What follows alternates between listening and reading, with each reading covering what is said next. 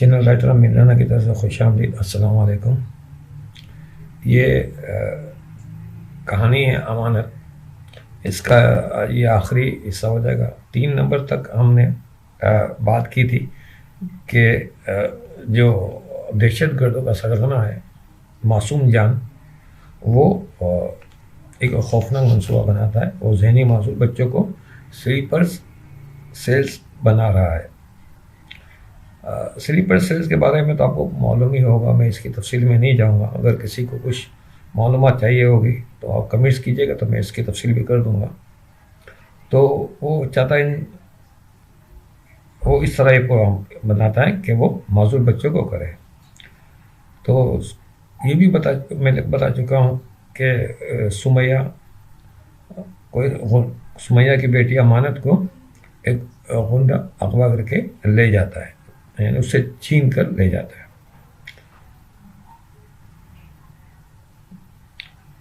اور وہ غنڈہ بھی ایک پولیس مقابلے میں مارا جاتا ہے، اور یہ بھی ہو چکا سارا.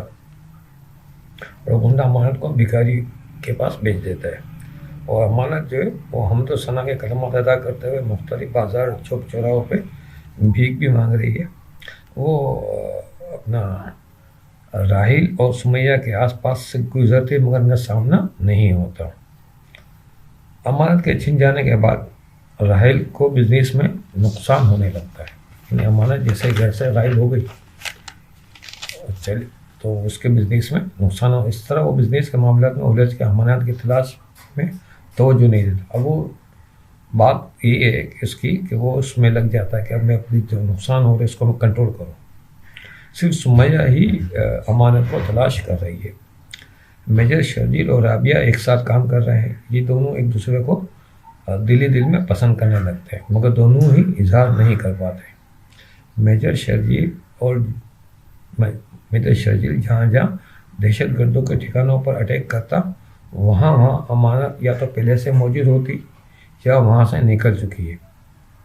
یہ بات میجر شرجیل خاص نوٹ کر کے امانت میں گہری نظر رکھنے لگتا ہے. امانت ایک بڑے جاسوس تک پہنچ جاتی ہے اور امانت کی وجہ سے وہ خطرناک جاسوس پکڑا جاتا ہے، مگر امانت وہاں سے نکل چکی ہے. اس طرح یہ تمام معاملات چلتے رہتے ہیں.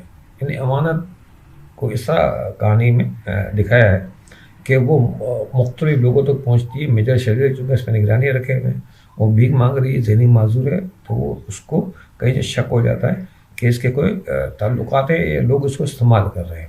تو وہ سمجھ جاتا ہے کہ لوگ امانت کو استعمال کرتے ہیں، دہشت گرد لوگ. تو اس طرح وہ مختلف لوگوں سے ملتی ہے اور یہ شرجیل انہیں پکڑتا رہتا ہے. تو اس طرح وہ امانت ایک طرح سے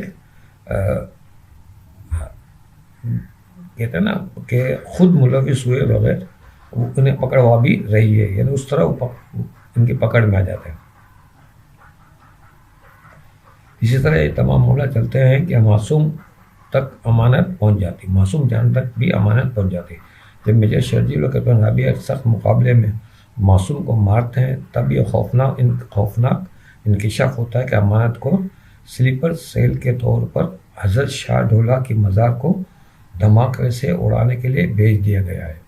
یعنی یہاں ان کو یہ پتہ چلتا ہے. سمیہ کو وہی خسرہ ملتا ہے اور وہ کہتا ہے جاؤ مزار پر، بچی وہاں سے ہی ملے گی. خسرے کا کردار ہے جو پیشن گوئی کرتا ہے اس کو. تو اس کو پہلے بھی اس نے بتایا تھا، پھر یہ بتاتا ہے. سمیہ اور راحیل مزار پر آتے ہیں. حضرت شاہ، اب یہ آخری کا کلائمیکس کا سین ہے. حضرت شاہ ڈھولا کی مزار پر اس کی تقریبات ہو رہی ہیں. SSG force, major Sharjeel, captain Rabia اور دیگر ان کے جو ساتھی سب امانت کو تلاش کر رہے ہیں. امانت کے جسم میں بڑی تباہی پھیلانے والا بم لگا ہوا ہے اور وہ پورے مزار میں گھوم رہی ہے. حمد و ثنا بھی پڑھ رہی ہے، دماد بھی ہو رہی ہے، سب چیز ہو رہا ہے اور وہ مزار پہ گھوم رہی ہے. بم کو کنٹرول کرنے والا ریموٹ ایک شخص کے پاس ہے.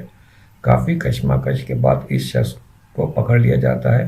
وہ ریموٹ سے امانت کو اڑانا چاہتا ہے تو رابعہ ریموٹ کو چھین لیتی ہے. یہاں سمیہ کو امانت ملتی ہے. وہ اس کے جسم سے بم نکالتی ہے اور وہاں وہ شخص امانت کو گولی مار دیتا ہے. ایک سچویشن بنتی ہے اس طرح کی. امانت ایک ہچکی لے کر شہید ہو جاتی ہے. اب ملنگ مجاور کہتا ہے جس کی امانت تھی اس کے پاس واپس چلی گئی. جس مقصد کے لیے وہ دنیا میں آئی تھی وہ مقصد پورا ہو گیا. اس کا کام ختم اور یہ بھی ختم.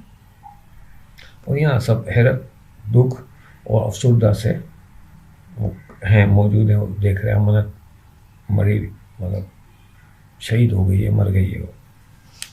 تو یہ کہانی ہماری میں نے جیسا بتایا تھا کانسیپٹ، ہمارے میرے ایک دوست ثاقب علی خانی صاحب، انہوں نے مجھے یہ کانسیپٹ مطلب ایک الگ الگ بتایا، پھر میں نے اس کو سیٹ کر کے کہانی بنائی تھی. تو یہ چیزیں کچھ ہم نے اس میں یہ پیش کی. تو یہ کہانی تھوڑی سی الگ قسم کی ہے. یہ وہی فوجی آپریشن اور جو رینجرس کے آپریشنس ہے دہشت گردوں کے خلاف، یہ اسی کے اوپر بنائی تھی. یہ بھی بہت پہلے لکھی تھی میں نے. اس زمانے میں یہ بڑے عروج پہ چیزیں ہو رہی تھی. اب تو اللہ کا شکر ہے کراچی میں اور بلکہ پورے ملک میں ہی اس کو بہت کنٹرول کر لیا گیا ہے. کبھی کبھی کوئٹہ کی سائڈ پہ یا بلوچستان کی سائڈ پہ کچھ واقعات ہو جاتے ہیں، لیکن اللہ کا شکر ہے کہ بہت معاملہ بہتر ہو گیا ہے. تو انشاءاللہ یہ آج کا ہمارا یہ ویڈیو کا وقت پورا ہو چکا ہے. انشاءاللہ کل میں ایک نئی کہانی کے ساتھ آپ کی خدمت میں پیش ہوں گا. ابھی میں کچھ ڈرامہ سیریل اور سوپ کو آپ کے سامنے مسلسل پیش کر رہا ہوں. ان کے جو سائنوپسس ہے وہ بھی سیریل کے جو ایپیسوڈ وغیرہ اگر میرے پاس کو لکھے ہوئے ہوں گے تو وہ پھر ایک طویل چیز ہو جاتی ہے. تو شروع میں چاہوں چھوٹی چھوٹی کہانیاں آپ کے سامنے سائنوپسس کی شکل میں آپ کے سامنے پیش کی جائے. تو یہ انشاءاللہ میں کوشش کروں گا اسے آپ کے سامنے پیش کرتا رہوں گا. تو اگر ابھی تک آپ نے میرا چینل سبسکرائب نہیں کیا تو پلیز سبسکرائب کریں. ویڈیو پسند آئے تو اپنے دوست احباب رشتہ داروں میں شیئر کریں. اس چینل کا پروموٹ کرنے کے لیے آپ کو کاوشیں کر سکتے ہیں تو ضرور کیجیے، میں آپ کو مشکور رہوں گا. یہ اصل میں دلچسپی جو شوبز کے لوگ ہیں ان کی دلچسپی کی یہ چیزیں ہیں. تو جن کو یہ شوق ہے تو وہ ضرور چینل کو سے وابستہ رہیں اور اپنے کمنٹس وغیرہ دیں. تو آپ کی رہنمائی میں اور آپ کے مشوروں پہ انشاءاللہ اس چینل کو میں آگے بڑھاتا جاؤں گا. کوشش تو میری یہی ہے کہ میں یہ اپنی جتنی بہت ساری چیزیں میری ہیں یہ میں آپ کے سامنے یہاں اس چینل پہ پیش کروں. یہ ایک محفوظ بھی ہو جائے گی اور ایک طرح سے میرا ریکارڈ بھی بن رہا ہے اس ویڈیو کی شکل میں. تو انشاءاللہ اگلی ویڈیو تک کے لیے اجازت دیجیے. اللہ حافظ و ناصر.